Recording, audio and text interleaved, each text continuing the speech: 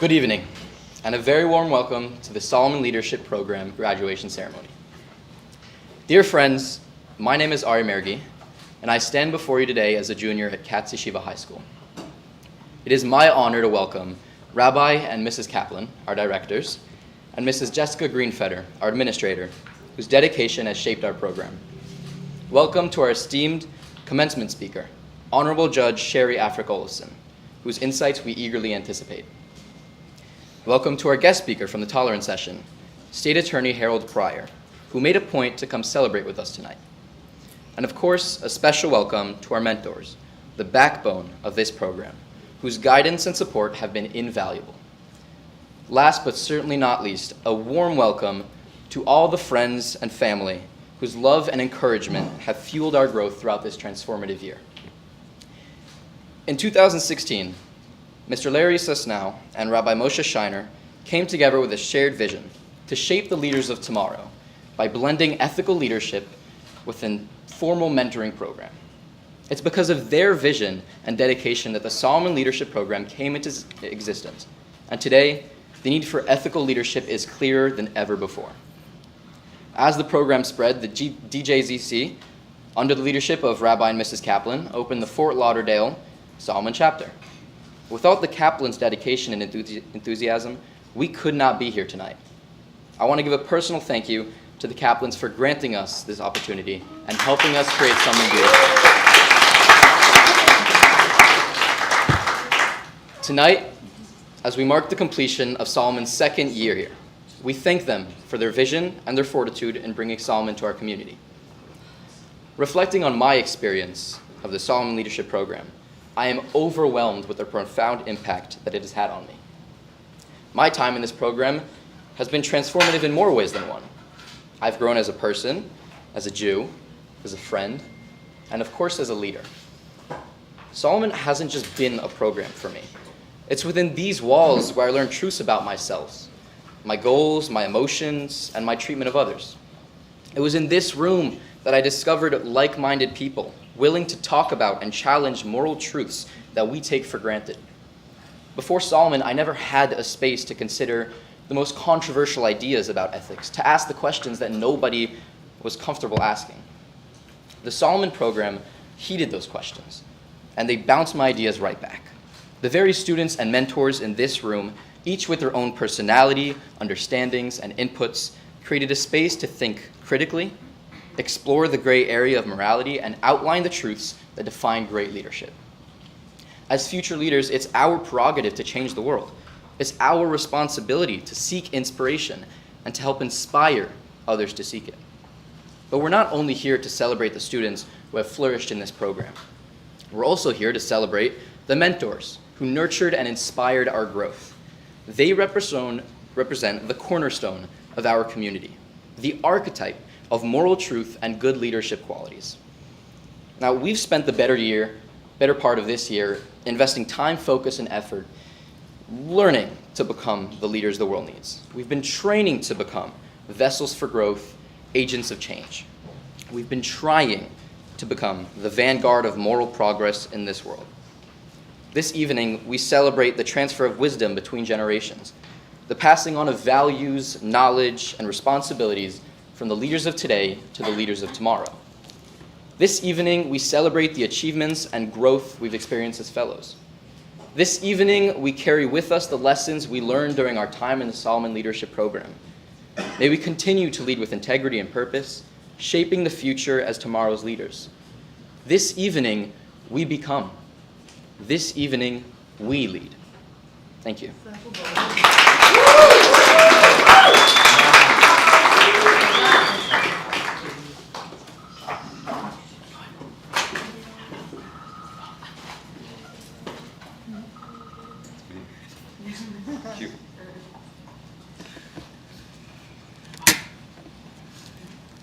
This is my sheet.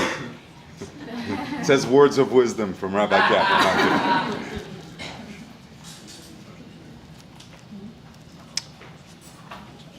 To our mentors, to our fellows, family members, friends, guests,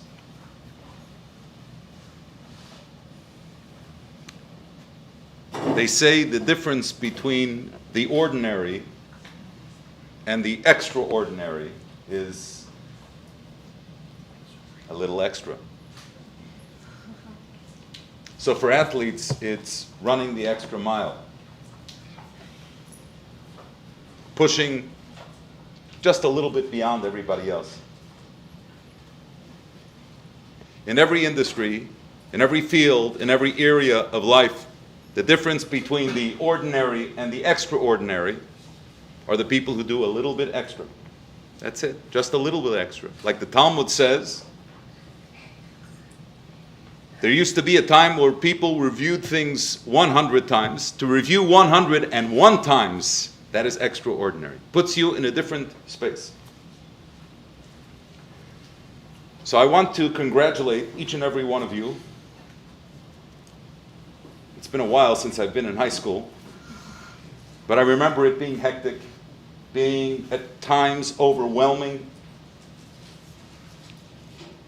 And we didn't have any after-school programs, by the way. Our after-school program was get on your bicycle, go to the park, don't come back until dinner time, and that was pretty much what it was. But today, you are doing so much.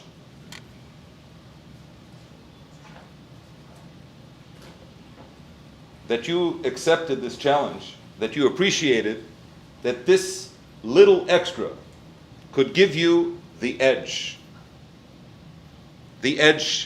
of your maturity, the edge of your education, the edge of your development, is something that I hope each and every one of you is celebrating within yourselves. And God willing, as you continue in life, always look for that extra, the little extra. Because there are most of us who maintain society. We contribute, we do our work, we participate, but just enough, just what's required. And then there are some of us, we do the little extra, and we are the ones who not only maintain our societies, but we help them to evolve. So congratulations to each and every one of you, the communities that you will be part of will evolve. We're inspired. And to the mentors, of course, because you have already achieved and accomplished, and to take time, precious time, to dedicate to these fellows is you also doing the little extra. And when I think about the mentors, they say in Judaism there were two offices, the office of the king and the office of the prophet. The king commanded an army, had power. The prophet didn't have any army, didn't have any agents. And what's fascinating is that when you study the Tanakh, you'll realize a king, maybe their reign went on for 20 years, 30 years, but as soon as they die, vayamat vayimloch, as soon as they die, somebody else comes in and there is a transfer of power. It's over. The prophet could have passed 3,500 years ago, like Moses, and we're still talking about him. Because that's the difference between power and influence. And so, to our mentors, to our wonderful, wonderful mentors, you have chosen to grow your influence in exponential ways by helping to shape, by helping to mold, by helping to share your wisdom, your experiences with them. So thank you very, very much.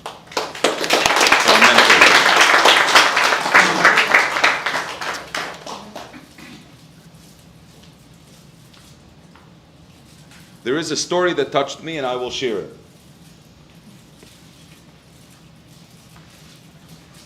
By the way, I'm married to a woman. She has two names. Her third name is Extra.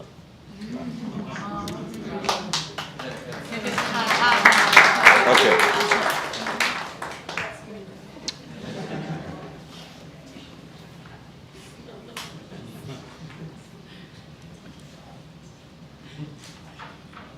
A young man visits a retirement community And he seeks out an elderly fellow. He approaches him and he says, do you remember me? The fellow says, no. He said, I want to tell you something. Many, many, many years ago, you inspired me to become an educator. He keeps looking. He said, I'll tell you the story. I was young, must have been middle school. You were our teacher, and one of my classmates, his father had taken some trip abroad and came back with this watch. It was an amazing watch, and he came to school with it, and we were all ogling and goggling over this watch, and so on and so forth. And then at some point during recess, the kids start screaming, somebody stole his watch. So you walked into the classroom. You realized what had happened. And you asked all of us to come up to the front of the classroom, to stand with our hands at our side and to close our eyes.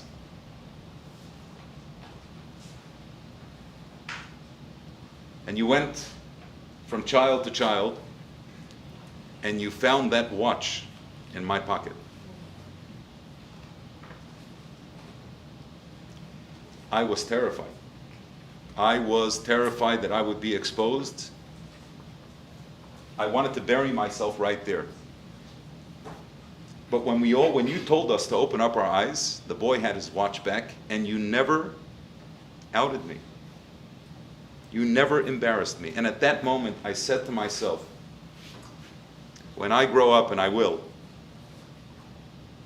I want to be a teacher. He says, but I have one question for you. Why? I understand that you didn't want to embarrass me in public. But why didn't you call me over after class? Or I thought maybe you would, reach out to my parents. Nothing. So the old man looked at him and he said, until this moment, I had no idea who that boy was. Because I too closed my eyes. Thank you.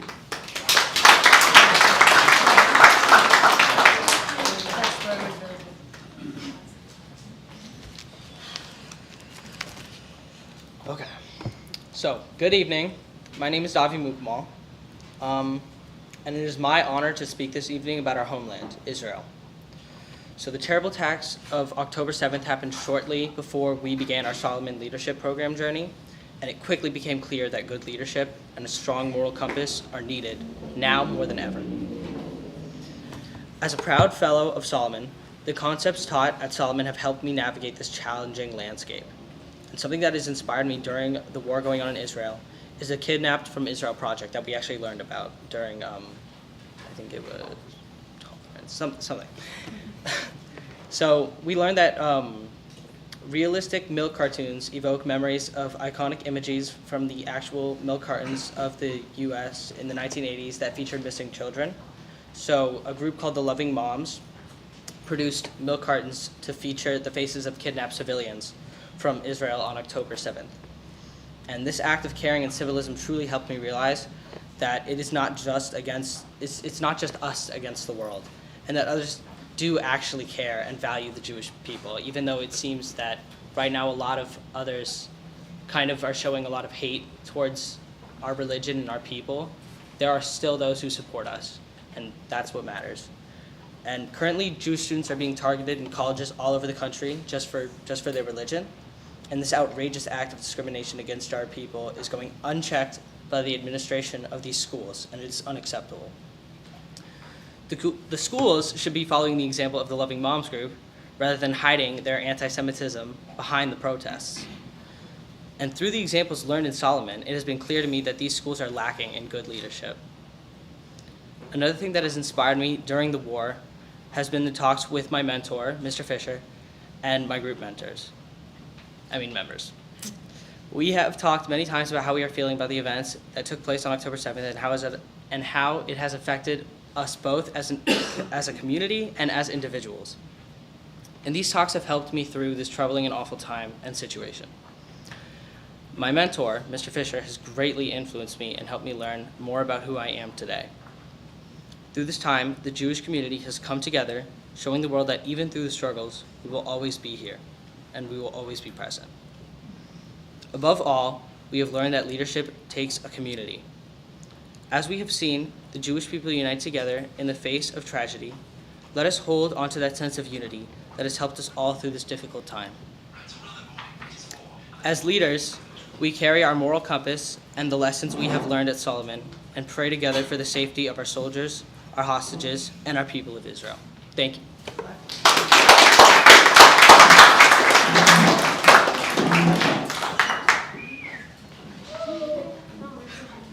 Deborah and Rabbi, you could come up for the graduating fellows. You guys wait there. All of the screens is there. Is it written down? Yes, it is on the screen. Okay, before we call up our fellows, we'd like to take a moment to show some gratitude and appreciation. First, we have with us tonight representatives from the original Solomon Leadership Program, Miriam and Sarah. Please rise, please come up.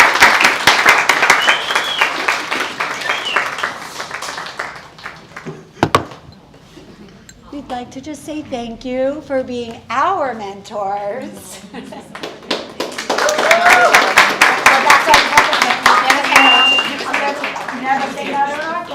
Oh, you want a picture? Okay, you have to do a picture. It's beautiful. So I think on the first day, Ken said every mentor needs a mentor. One of the mentors said that. I think it was Ken Fisher. So every mentor needs a mentor. You've been our mentors, and we greatly appreciate that. So thank you. Yeah, okay.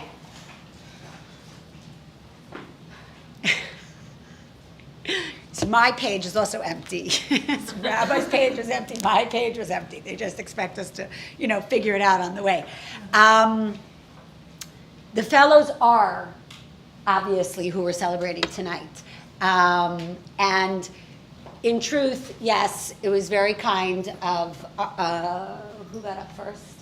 Now my head is, thank you, Ari, for thanking me and Rabbi for opening the space. In truth, our gratitude goes way beyond us. Our gratitude goes to the Lubavitcher Rebbe, who actually empowered us with the ability to open this space. So everything is passing it forward. And then we created the space, and then we were so lucky to have found Jesse, who took this program on with the greatest dignity, the most amazing energy, just everything about everything that you've done with this program, Jesse. We, like parents, we couldn't be more proud. So we have a little gift for you. And full of passion. And full of passion.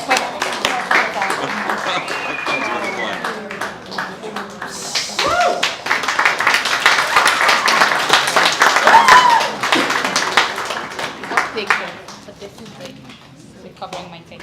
No, it shouldn't cover your face.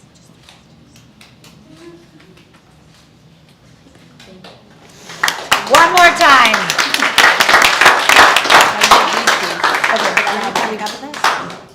Okay, fine. Okay, so we are going to present each of the fellows with their certificate and their award. We're going to call them up. I'll call the names, and Jesse, come on up. Yes. And, okay, so I'll pass to you. Come on up. Congratulations. Elton. They're not in order. Jesse.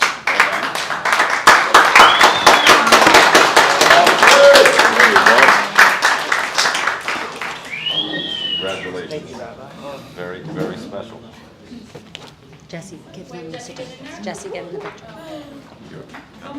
Get it. That way. Thank you. Zohar.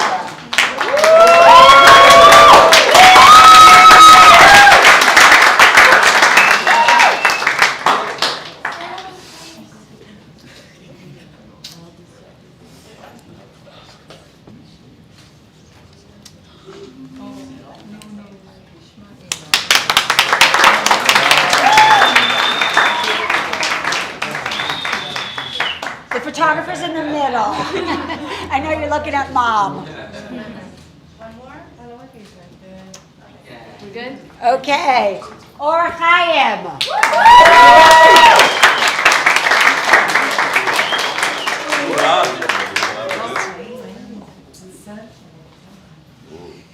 Like that, you gotta go places. Zach.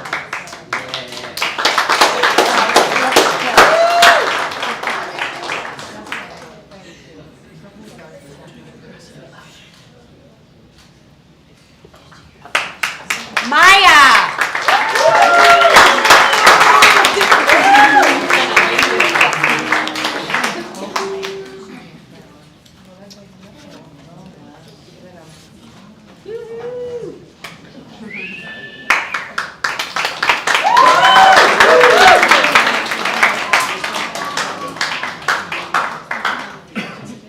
Shoshana.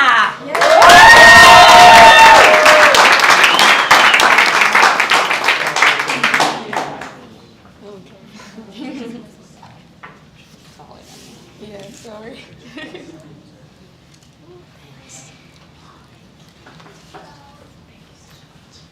Thank you. Stay further down.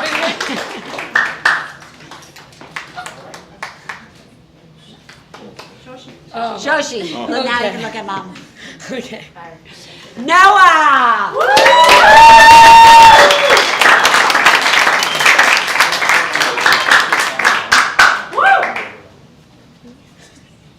Put that for you. That's myself.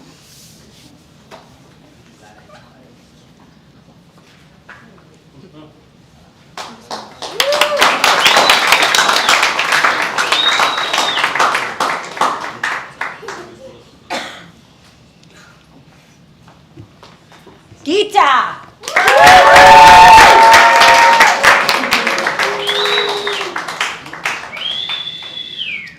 Who's whistling so nicely? My dad. Oh, it's your dad.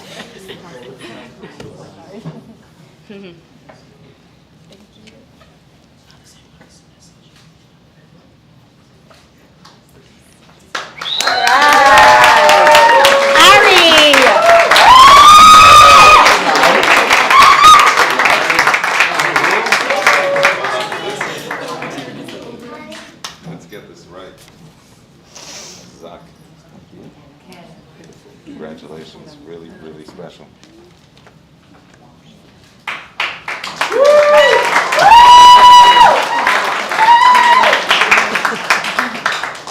Thank you. Davi.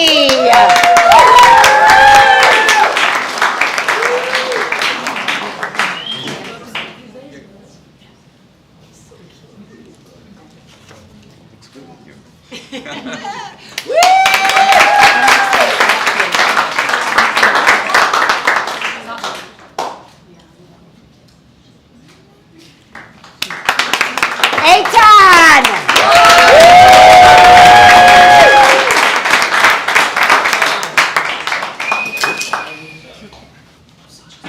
Ooh, huh?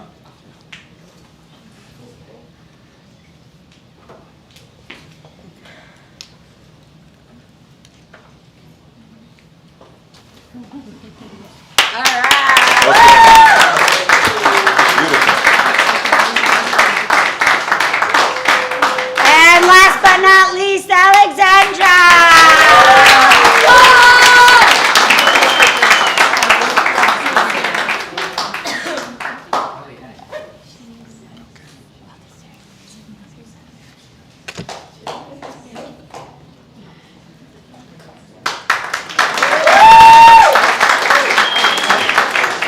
All right.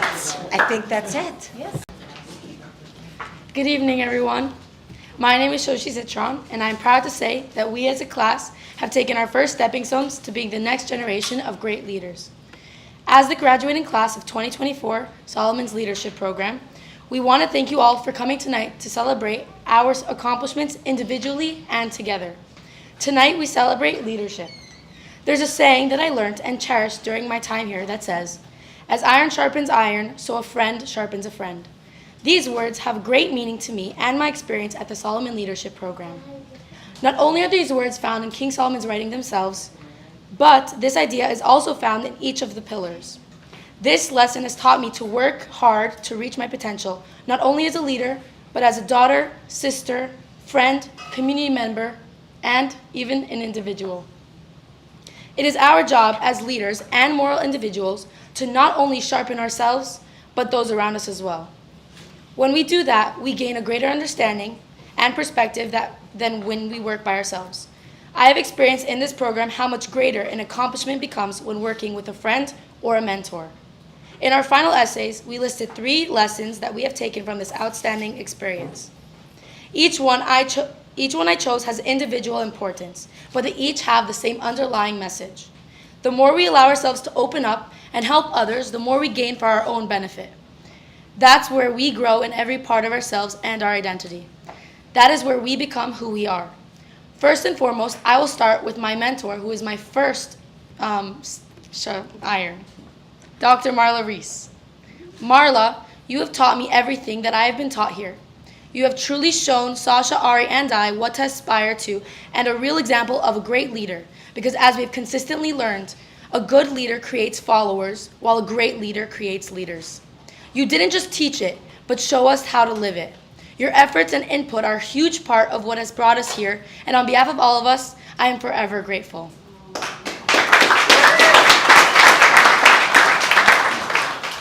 My second iron is my other fellows. Thank you.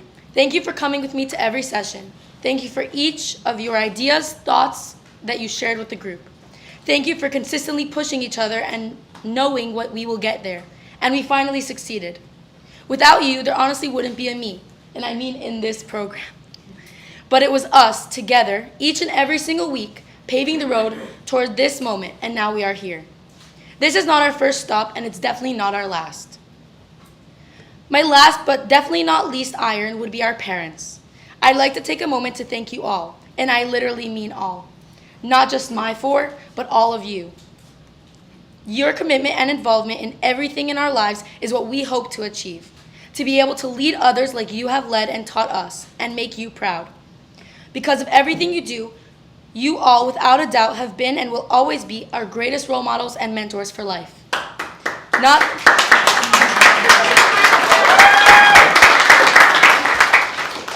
Not only are we thankful, but we hope to give our kids even half the example that you show us. These 3 irons have helped me shape my improvement and my mindset towards my peers, mentors, and teachers and parents. Because after all, iron sharpens iron as a friend sharpens a friend. The Solomon's Leadership Program has helped guide me in ways I never was capable of before. This experience is guiding my future self and leadership. Each pillar has shaped my goals and aspirations, which I hope to achieve. Using every tool engraved in me by this program and the people in it, I hope to make you all proud as I progress as an individual and a leader. Thank you.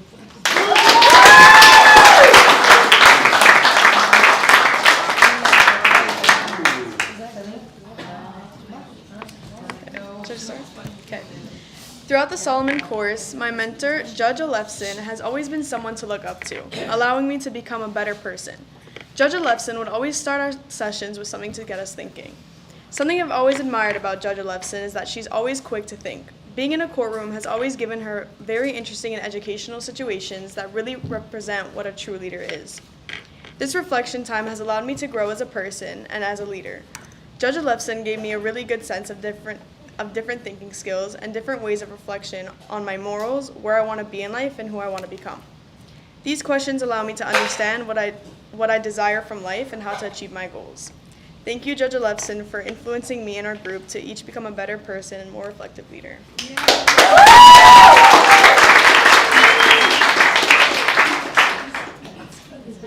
Sherry to come to this branch just for a little token of appreciation. So Sherry is a returning mentor. So we have a second little pin for you. Yes. So I would show how it works on Show. So the mentors receive, this is the way we lock the mentors in. They receive this magnificent, beautiful award, and each year that they're a mentor, we just add another clip. Right. So that way, so Andy, thank you for bringing yours back, because we'll just add it tonight. But Sherry, I know this is sitting on the top of your mantelpiece. So Jessica did send Andy and I probably like 10 reminders to bring it, and I didn't have the heart to tell her until just before I got here that I forgot. So. Okay, so but that's what Sherry's is going to look like. Yeah, it's gonna be terrific. and then it's going to grow and grow, and then we'll get her another one, and it'll grow and grow and grow. Because even when we all move to Israel and Mashiach comes, you're going to still be mentoring us. Right. So I'm just saying. You can use that for the picture. We could use that for the picture. There you go. But we would do it even not for this. We would do it. We know that, Right? Sherry. You Andy probably was have talking 100 of these Andy on was your. talking to me about next year, just before. Oh, it's not. You're in. You're locked in.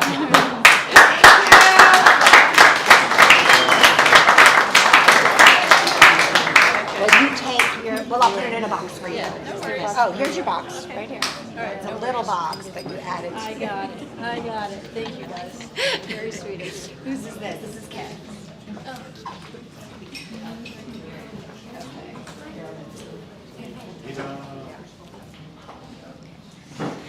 As a Solomon Leadership Program mentee, I had the opportunity to be mentored by an amazing Mr. Fisher. My experience with Mr. Fisher was amazing. Mr. Fisher is an incredibly perceptive, helping us throughout the entire duration of the program.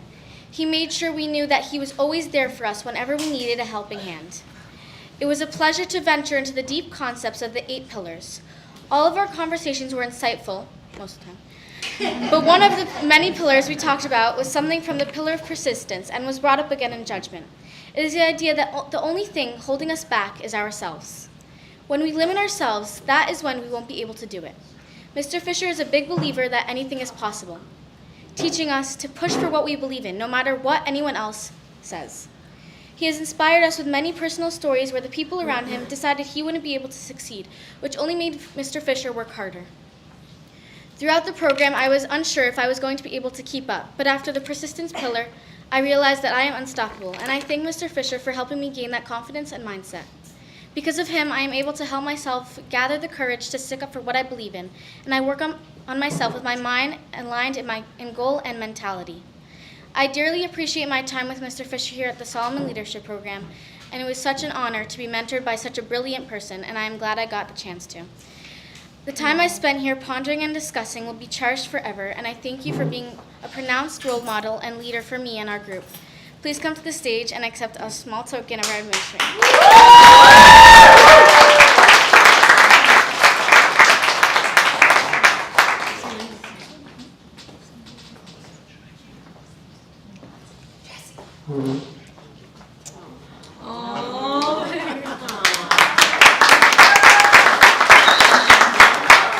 Afterwards, all the kids will have a chance to take pictures with their mentors. Lost my chip. That's a lot. Did it chip off my shoulder? They used to say, and Wait. they used to say the difficult straight away, the impossible takes a little time. Difficult. The difficult straight away, the impossible takes a little time.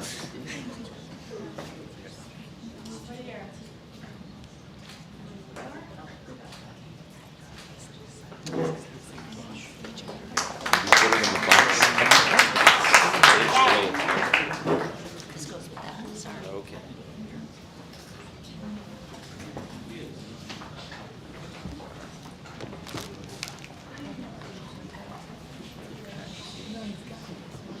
Throughout my experience at the Solomon Leadership Program, Sergio Human was my mentor. He taught me many lessons that I will take with me for the rest of my life. One of the most important lessons I learned from him is to always work towards being better and sacrifice comfort in the present for success in the future. He taught me not to settle for less than I am capable of, and he has inspired me to work for the future I want for myself and others. The motivation to persist despite discomfort and challenges is what I needed to become the best version of myself. I had a great relationship with Sergio, and I learned a lot from him. We had open conversations where we both could share information and build upon what we learned. He encouraged me to be a better person and to stick to my morals so that I can succeed just like he did. Thank you so much for everything you taught me and for helping me and the rest of the group become leaders. Please come to the stage for a token of gratitude.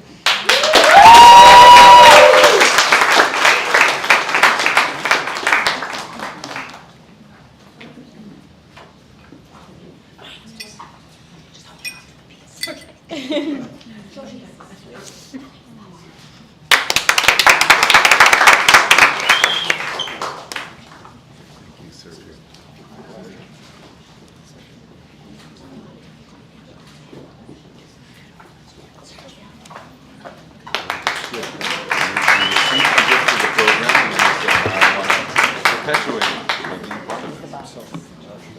You want to put it in here, so it's, this I think goes here. There we go. Now it's safe. Okay, so.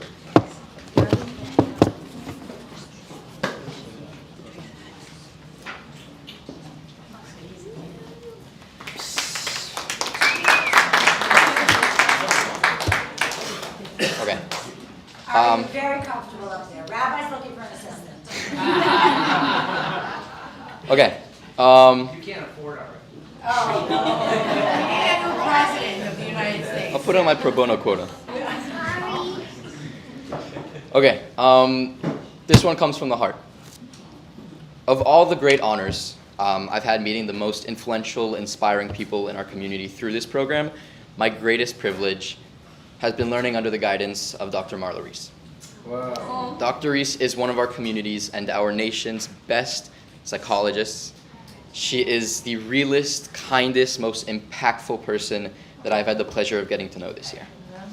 Now, you can all see the pillars that we've worked so hard on, each seemingly vague and basic. Dr. Reese transformed each of these simple pillars into complex journeys of introspection by adding one key ingredient to each discussion: emotion. Dr. Reese didn't just help me understand these pillars by showing me how to think emotionally about them. She helped me grow as a person, as a friend, as a son. I can truly say that she inspired more self-reflection in myself than anyone in a long, long time, because she showed me how to think as both a logical and emotional person. From her, I learned how much the heart really does weigh into matters of the mind. Now imagine this. I'm not the only student who was blessed with Dr. Marla as a mentor. My story is one of many, and you start getting a picture of the impact she's had on all of our lives. Marla, thank you for everything that you've done for us. Thank you for giving us lessons to carry with us for the rest of our lives. It is my utmost honor to present you with this token of our gratitude from all of us whose lives you have touched the most meaningful way possible.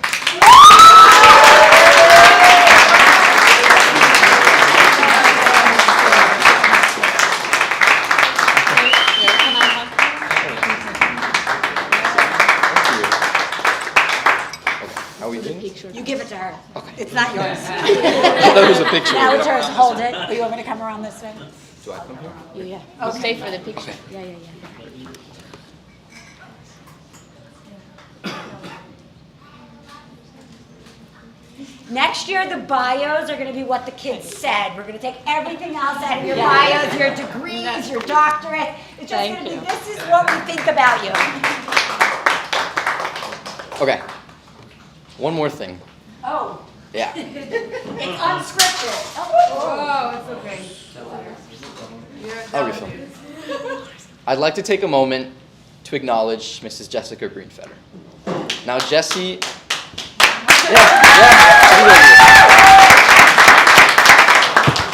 Now, Jessie keeps track of all the moving parts of Solomon. At each guest speaker session, Jessie is the most focused person in the room. She listens to every speaker, every mentor, and student with undivided attention and communicates with every single member of this chapter with respect and kindness. Jessie is the model of the leader that we've been growing so much to become. She exemplifies every single one of these pillars, and you can tell how much she pours her heart and soul into all of this. So from all of us, thank you, Jessie, for your care, your attention to detail, your passion that has inspired us all. Thank you for showing us what it means to have a vision and what it means to take charge in making that vision a reality.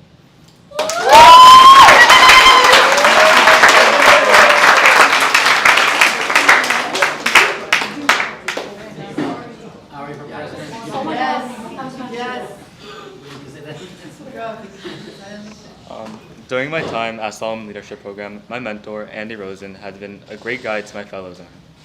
Andy, you have helped us in many ways, giving us feedback that was necessary to hear, encouraging us to envision larger, and providing a guiding hand along this journey. Your guidance has been transformative. You have not only shared your wisdom and experiences with us, but also believed in our potential whenever we expressed ourselves, during our sessions or even during our homework. Through your mentorship, I learned the importance of the pillars, especially character, communication, strategy, and vision, and I'd like to thank you for that. Because of you, I have learned to appreciate and truly understand these pillars. They challenge me to think critically, pushing me beyond my comfort zone to discover new strengths and perspectives. I highly appreciate everything you have done for us and taking the time to mentor us young fellows. Thank you.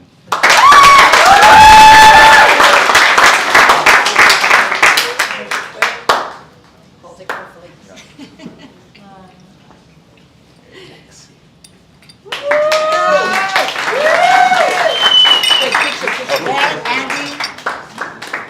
We're gonna have to get an extra box for those little pieces. Thank you.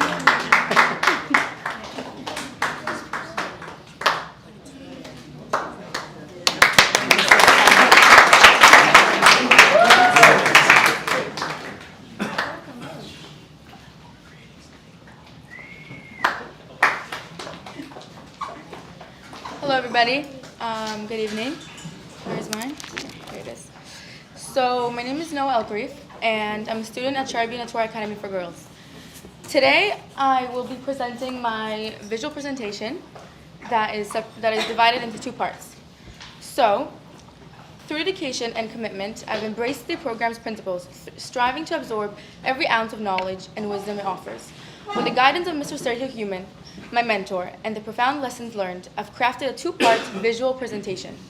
The first features a handmade globe atop the 8 pillars of the Solomon's leadership, highlighting the importance of these pillars. So this is the globe.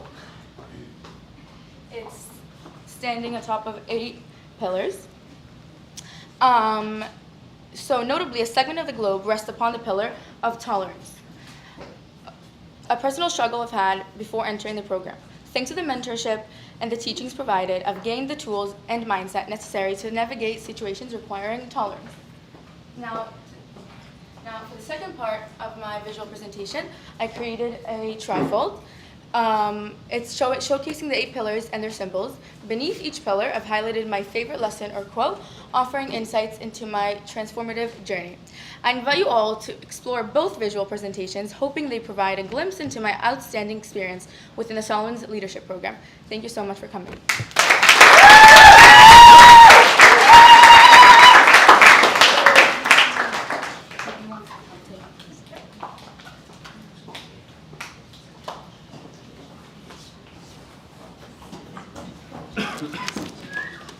Good evening, everyone.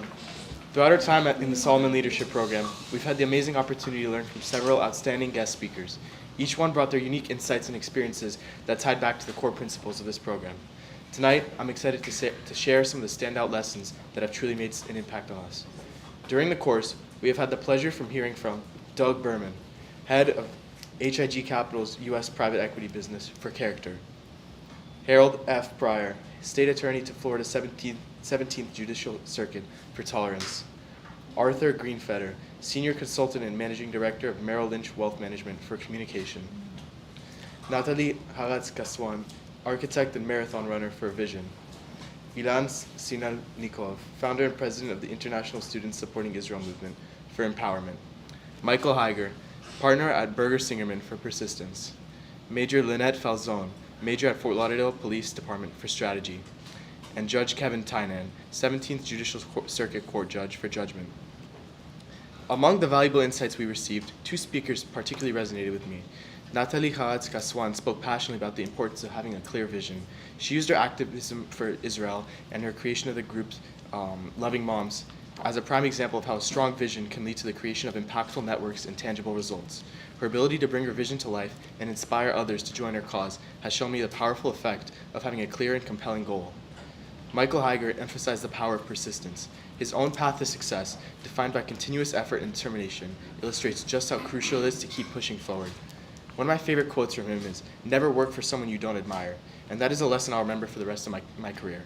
It speaks volume about choosing to surround oneself with people who inspire us to learn and grow. These are just a few examples of the incredible lessons we've learned from our guest speakers. I'm truly grateful to each of them for sharing their wisdom and insights, helping us shape our own paths as leaders. Additionally, thank you so much, Mr. Fisher, for all the guidance and support you've given me. Your mentorship has been truly inspiring, and our conversations always so interesting. I appreciate everything you've done to help me grow. Thanks for being such an amazing mentor and a great person to talk to.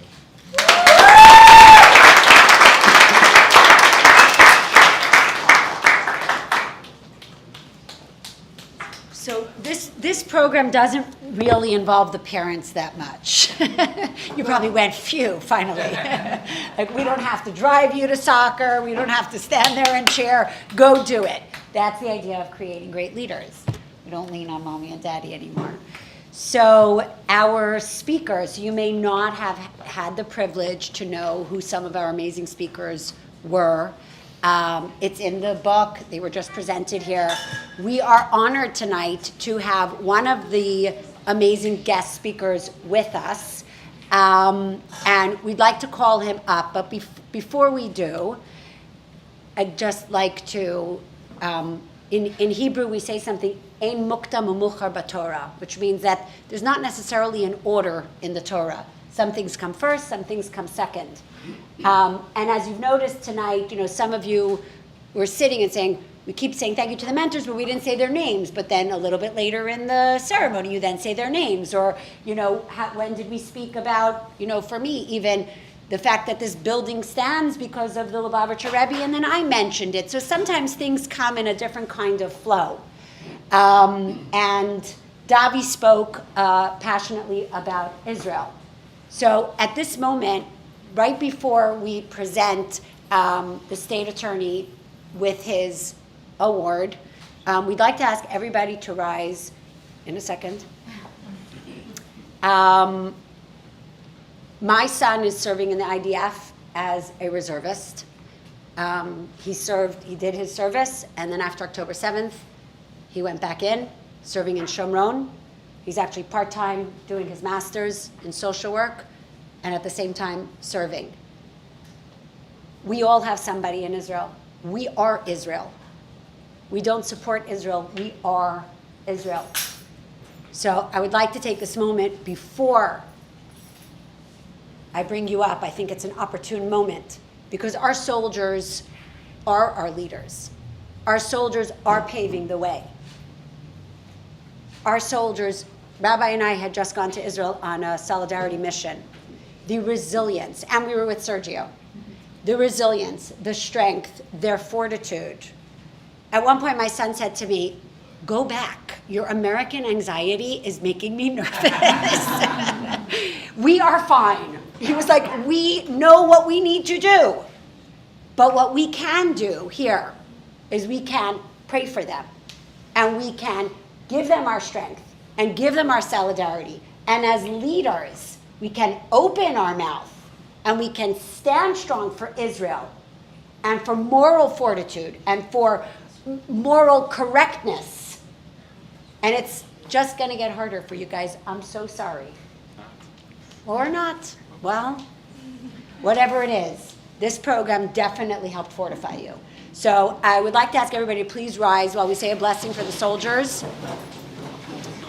מי שברך אבותינו אברהם, יצחק ויעקב, הוא יברך את חיילי צבא ההגנה לישראל, העומדים על משמר ארצנו וערי אלוהינו, מגבול הלבנון ועד מדבר מצרים, מן הים הגדול עד לבוא הערבה, ביבשה, באוויר ובים, ייתן אדוני את אויבינו הקמים עלינו ניגפים לפניהם. הקדוש ברוך הוא ישמור ויציל את חיילינו מכל צרה וצוקה, מכל נגע ומחלה, וישלח ברכה והצלחה בכל מעשה ידיהם, ידבר שונאינו תחתיהם, ויעטרם בכתר ישועה ועטרת ניצחון, ויקוים בהם הכתוב, כי אדינוי אלוהיכם ההולך עמכם, להילחם לכם עם אויביכם, להושיע אתכם, ונאמר אמן. May he who blessed our forefathers, Abraham, Isaac, and Jacob, may he bless the fighters of Israel's IDF.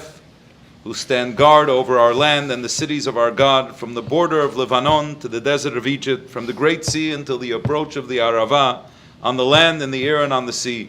May Hashem cause the enemies who rise up against them to be struck down before them. Amen. May the Holy One, blessed be He, preserve and rescue our fighting men and women from every trouble and distress, from every plague and illness. May He send blessing and success in their every endeavor. May He lead our enemies under their sway. May He adorn them with the crown of salvation, with the diadem of triumph. And may there be fulfilled for them the verse, for it is Hashem your God, who goes with you to battle your enemies for you to save you. And let us respond, Amen. Amen. And Devorah said, there's no, you may be seated, there is a flow, there isn't a flow, but it always turns out that there is a wonderful flow, because whenever I meet an officer, anyone in law enforcement, I am always sure, and we have been very grateful here in Fort Lauderdale. They have been very much present, and very much present, especially at synagogues, always checking in, always keeping their eyes open. And I know that we had talked. I know that our state attorney certainly, he lives this with his passion. And I always say to each and every one of them that we enjoy wonderful freedoms in the United States of America, especially as a Jewish community. Freedoms that we didn't necessarily, were not extended to us in other places. And we appreciate that very much. I said, but there are men and women who make the sacrifices so that the rest of us can enjoy those freedoms. And that is law enforcement. And so the connection that I see here is that we know as a Jewish community that the sacrifice of our soldiers, and I say ours, not because I have necessarily a permanent residence in Israel, because for us Jews, the IDF is the army of the Jewish people. And the sacrifices that they make provide security for Jewish people, not only living within the borders of the land of Israel, but provide us security anywhere we walk on the face of this earth. And so I think that it is very, very opportune now to invite our state attorney to please come up. We'd like to make a presentation. He is considered, if you want it in the other language, he is the chief law enforcement officer of our community. And so because of the sacrifices you're making, we enjoy, that's it. You spoke about tolerance. The guest speakers. Yeah. Well, we should make something to keep going on it, because this is your second year. It is your second year. But he spoke on tolerance, how apropos. State Attorney Harold F. Pryor, guest speaker, thank you for your words of inspiration, DJCC Solomon Leadership Program. And the other side, great leaders do not create followers, they create more leaders. Thank you very much. Oh, we're taking a picture, okay. This is heavy. It's a weapon. Yes. Your job is heavy. Thank you. Thank you. Thank you. You're ready for your kids when they're ready.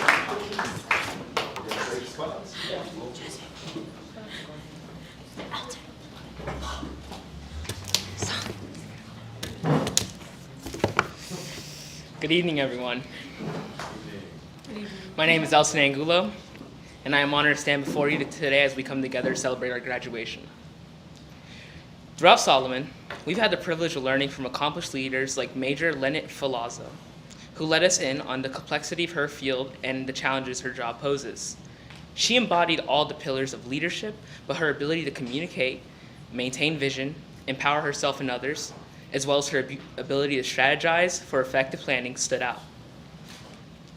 I believe we need more leaders like Major Falazzo, who demonstrated that she's an effective leader by impressively maintaining an attitude that can be best described as stoic.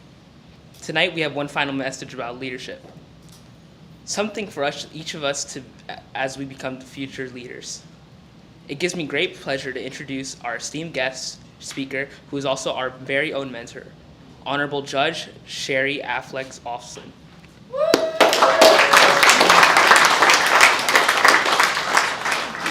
Sherry Affleck Offson was elected to serve at Broward County's residence as a circuit court judge for the 17th Judicial Circuit in 2018. So.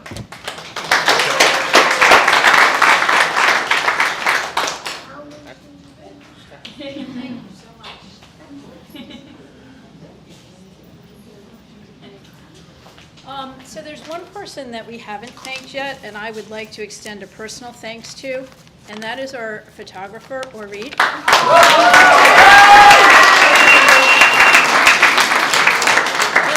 Let me tell you why. Not only has she shown up every day last year, your values must be amazing, because she listened to everything last year and again this year, but... She's an honorary fellow. Right? Orit, and you guys are going to see this when you see the photographs from tonight, Orit makes you look fabulous.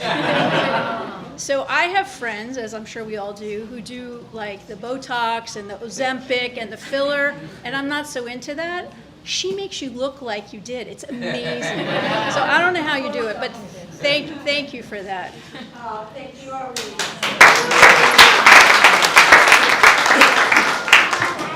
So on behalf of all our mentors, I would like to thank you all for the honor of allowing us to spend time with your young adults who are all amazing in their own right. How many of you had your fellows tell you what actually goes on during our sessions? Parents, question. Parents. Okay, so I'll give you a little overview. The sessions basically start with the speaker, right, who shares their leadership experiences around a specific pillar. Then we break into small breakout groups, and we kind of try to integrate what we learned from the speaker with everyone's own individual experiences, and then we share that with the bigger group. It's structured that way because values, we know, can be modeled, but we can't actually teach, like as in traditional teaching, values the way we would teach mathematical formulas or grammar rules. Values have to be learned and internalized when people are ready, right? And through experience. And we all have our own values journeys. And even then, our value clarification is really a lifelong process. I doubt there's anyone in this room who hasn't experienced something recently that caused you to have a value check. We have people in this country and around the world who obviously mental health has to do with other things sometimes too, but who are experiencing anxiety and depression because they're living lives that are not consistent with their values. There's a disconnect there. So that's why this program is structured that way. Solomon really helps your young adults to name these intangibles and to raise their awareness around this process so that it can be more informed and more conscious and more deliberate, not just now, but throughout the journey of their lives. As mentors, much of what we bring to the table obviously is going to revolve around our own daily experiences, and in that regard, I have to say that it's been really humbling to serve your young adults along with Andy and Sergio and Marla and Ken. Each of these folks have made amazing contributions to our community and serve selflessly, including serving our fellows, but have developed careers and lifetime processes of serving the community. So I really want to commend you and appreciate serving you.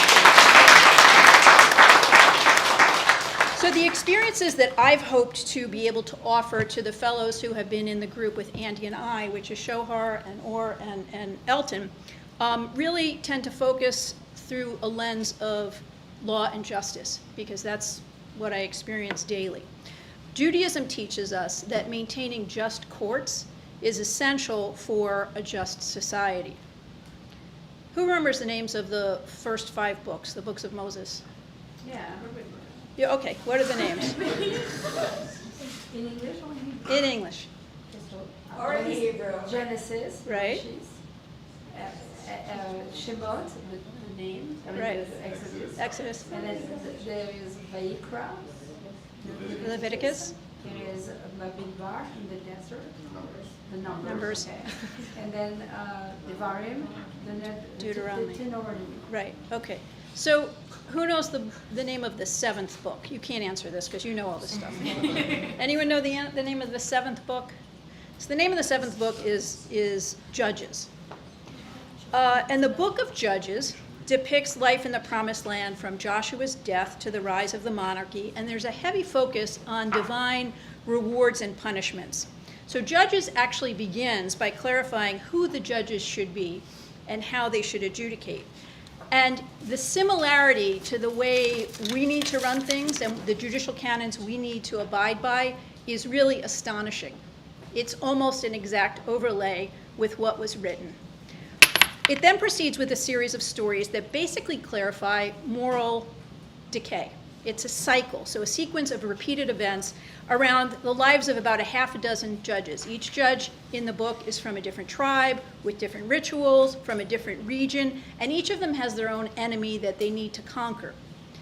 The phrase, "in those days there was no king in Israel," in other words, no head leader, is repeated throughout the book of Judges.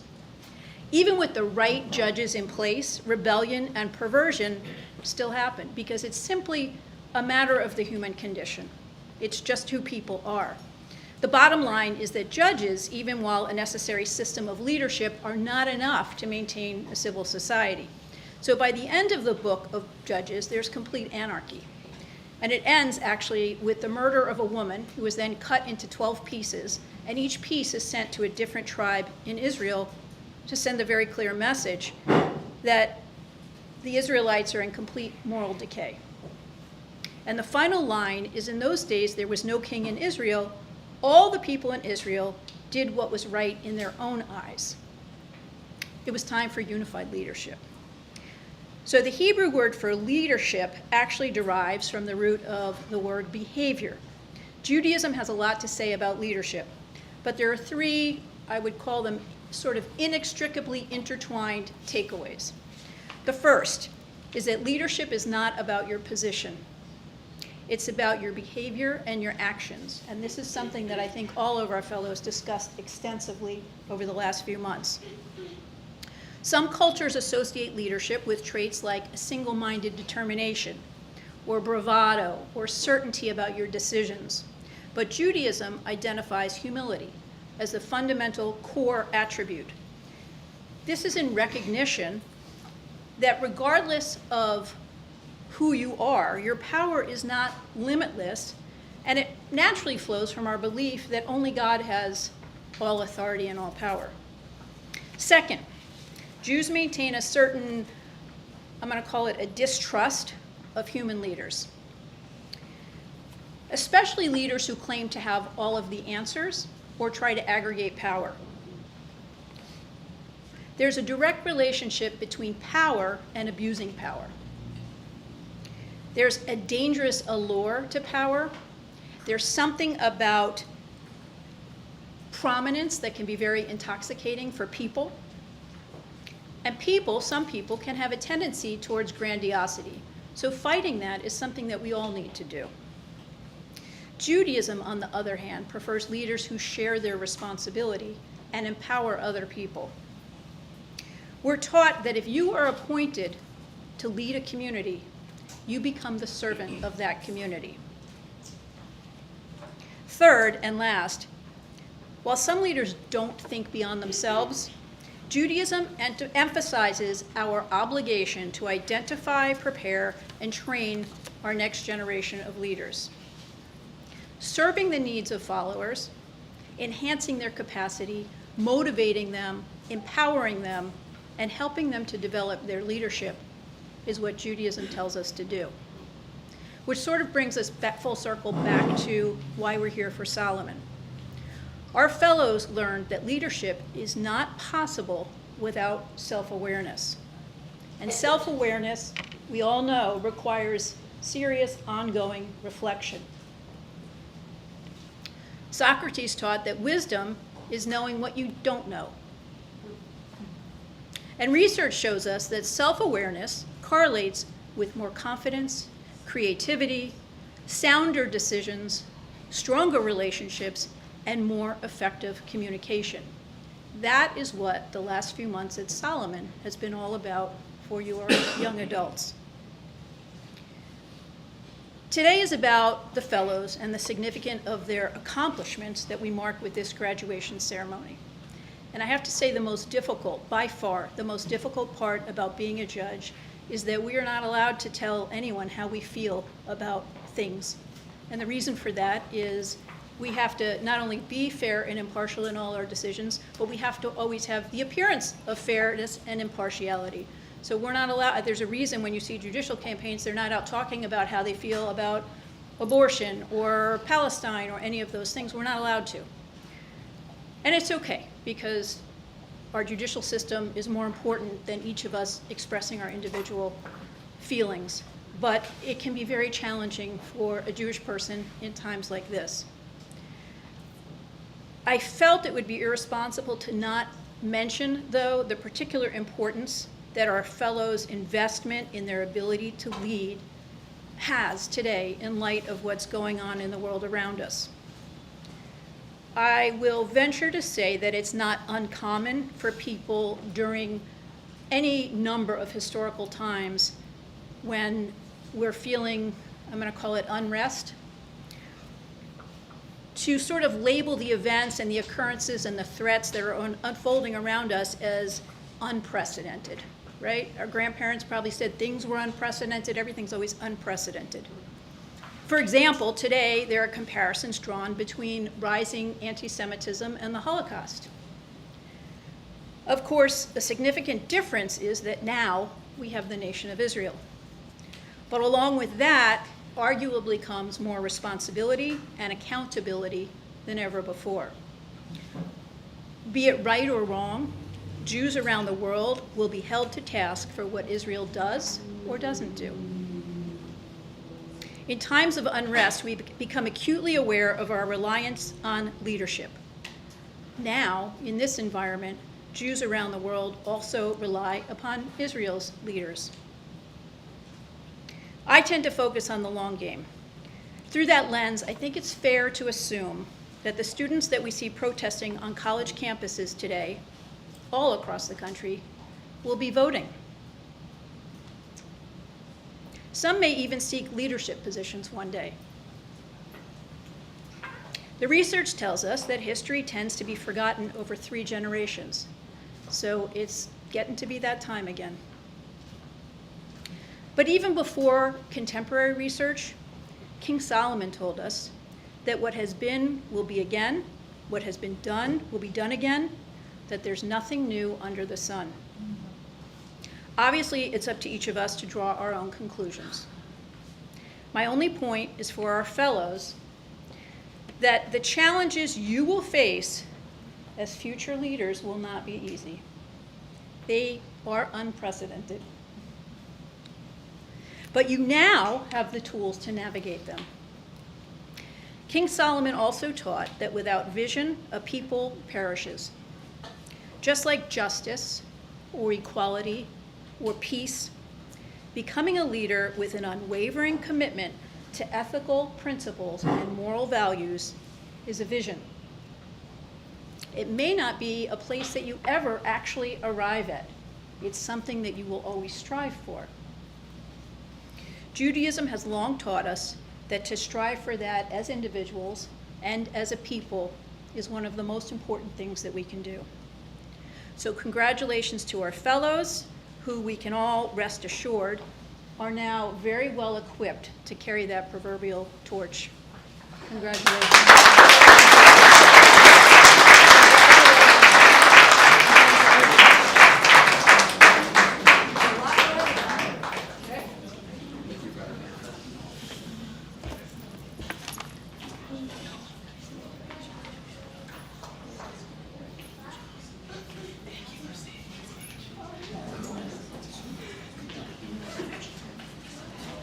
We can now turn our attention to the video. The Solomon Leadership Program is one of the most needed to us. You're all young. You're looking at your future. This is an opportunity for you to absorb, to embrace these principles, these values, these guideposts that will shape your whole future. These are the pillars that will help me be a good Jew and will help me be a good leader as a Jew for other people. This program really helped me not only build myself as an individual, but more connect with my inner roots, my inner values, my inner core. The decisions that you make are going to be critical because this is a very, very important time for Jewish people in Israel and also here. When you choose to lead, Many of the foundations, many of the principles that you're learning now, you can use in every aspect of your life. Never, never, never, in nothing, great or small, large or petty, never give in except to convictions of honor and good sense. Never yield to force, never yield to the apparent overwhelming might of the enemy. That, for me, embodies persistence. You want to be considered a fountain in life. You do not want to be considered a drain. You want to put out goodness. When you're a leader and you connect with somebody else, and that connection takes that person to do something else, then you're doing the ripple effect. I think that your future is extremely bright, and like I said, strategy is something that you're gonna try to achieve an overall goal. You want to win the war, not the battle. For me, it's doing the right thing, even when no one is watching, because you know it's the right thing. And we're strong and proud Jews that even if it's hard, even if it seems like the whole world is standing against us, we can go out there and we can fight back and we can win. Being a leader is understanding your own moral compass and your own beliefs and how those shape who you are. The space and the time on a regular basis here to come and reflect on the important pillars that we do through the Solomon program is just an incredible honor and an incredible privilege, and something that most people, I think even in their whole entire lives, don't have the opportunity to do. Throughout our time together, I found myself in the student role with all of you, as I've learned so much from you, my teachers. I hope you've learned even a drop of that from me. Thinking about your values, thinking about who you want to be, what kind of leader you want to be, what kind of friend you want to be, what kind of family member you want to be, and ultimately what kind of citizen in the community you want to be. Personally, I learned a lot from all of you. I learned just watching all of you show up and how you each spoke each session about the pillar and the speaker for that week. And it's actually helped enhance my own life. There's no country more resilient than Israel, and there's no people more resilient than the Jewish people. Being part of this nation is a blessing and an honor, but also a big responsibility. Show your gratitude through your effort and commitment to act in an exemplary way and to pass on good values.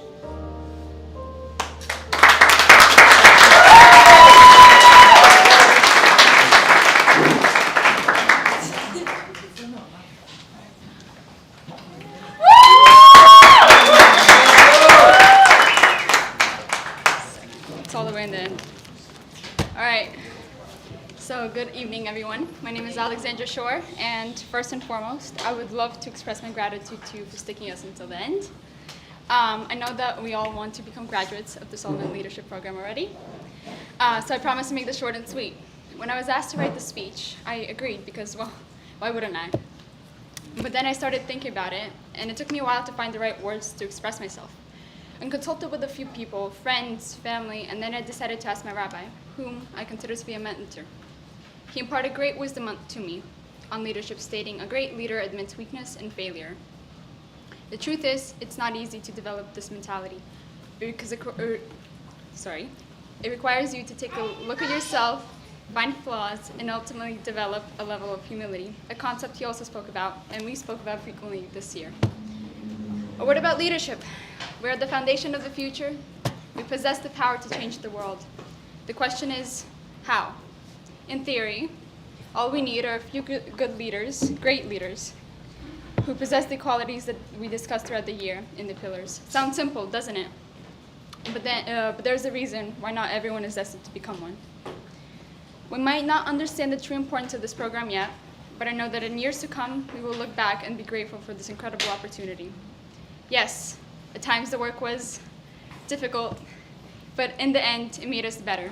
You see, we found a loophole. In just a span of a few lessons, we learned skills that people take years to learn, and I urge you to never stop learning. Lastly, I want to thank everyone who was part of this All-in Leadership Program.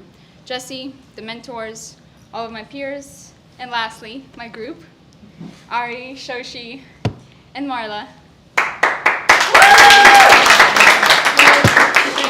who have put up with my occasional shenanigans, our jokes, and our mishaps, and have made this experience so incredible. Thank you, and enjoy the evening.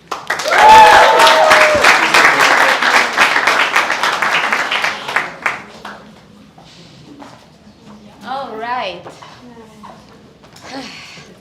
Thank you, thank you, thank you. This is also not on the script, but I felt like, well, everyone talked about me, so I should come up here. No, really, I just wanted to close up saying thank you so much, and to all the fellows, I am really so proud of you. It has been such an honor to see you grow, to see you stand here and question yourselves and dive into the uncomfortable and ask a lot of questions. It is truly a pleasure to stand from the beginning of the program up to now. I know it wasn't easy. I know it took a lot from you. You guys are very busy, but it says a lot about you.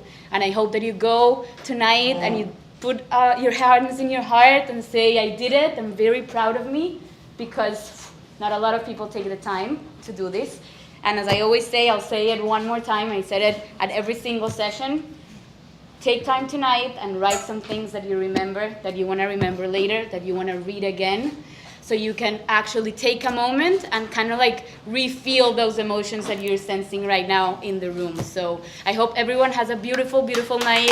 Thank you for the mentors. There's food. Please look at all the wonderful visual presentations. They're out for display. Ask questions, and good night, everyone.